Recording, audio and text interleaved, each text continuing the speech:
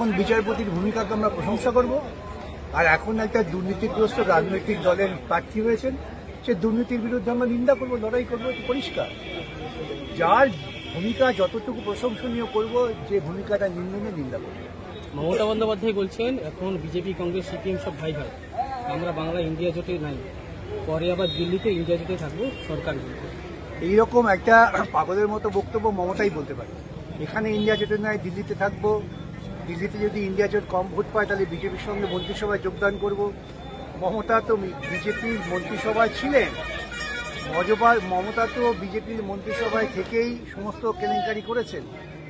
যখন বাবরি মসজিদ ভাঙা হয় তার সম্পর্কে নিন্দামূলক প্রস্তাব যখন নেওয়া হবে, কৃষ্ণা বসু লিখেছেন, নেতাজি সুভাষচন্দ্র বসুর নাতব কি লিখেছেন, যে আমরা অবাক হয়ে গেলাম, শেষ মুহূর্তে মমতা বার্তা পাঠালো বিজেপিকেই সমর্থন করতে হবে। মমতা হচ্ছে বিজেপির, আমরা কি বলি, বিজেপির স্টুজ বলতে পারি। সুতরাং তার কাজটা তাই। শুভেন্দু অধিকারী আজকে বলছেন আগামী সপ্তাহে বিস্ফোরণ ঘটবে। উনি তো রোজই বিস্ফোরণ ঘটাচ্ছেন, আগামী সপ্তাহ কেন? আমি তো একদিনও দেখলাম না উনি বিস্ফোরণ ঘটাচ্ছেন না মুখে মুখে। মুর্শিদাবাদে আজকে অজিত চৌধুরীকে গো ব্যাক স্লোগান দিচ্ছেন তৃণমূল কংগ্রেস বিজেপির হয়ে কাজ করছে, বিজেপির দালাল। ওখানে তো ইংরেজি শব্দটা বললাম স্টুজ, এখন বলছি মমতা হচ্ছে বিজেপির দালাল, বিজেপির শিখন্ডী।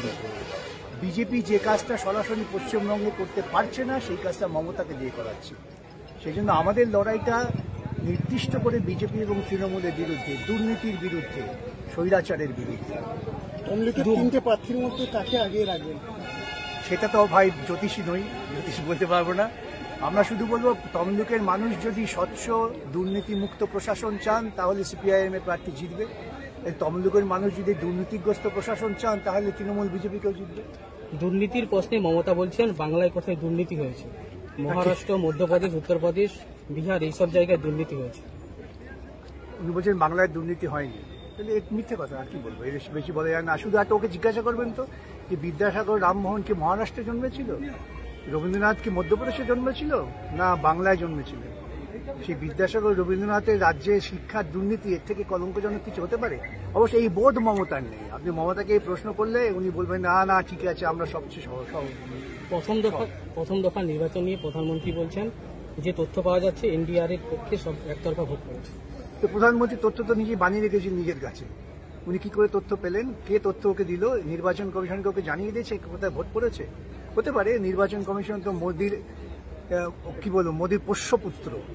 যাদের নির্বাচন কমিশনার নিয়োগ করা হয়েছে তারা তো মোদি হ্যাঁ বললে হ্যাঁ, না বললে না। তাহলে আমরা ধরে নিতে পারি যে নির্বাচন কমিশন সমস্ত তথ্য যা আছে ইতিমধ্যে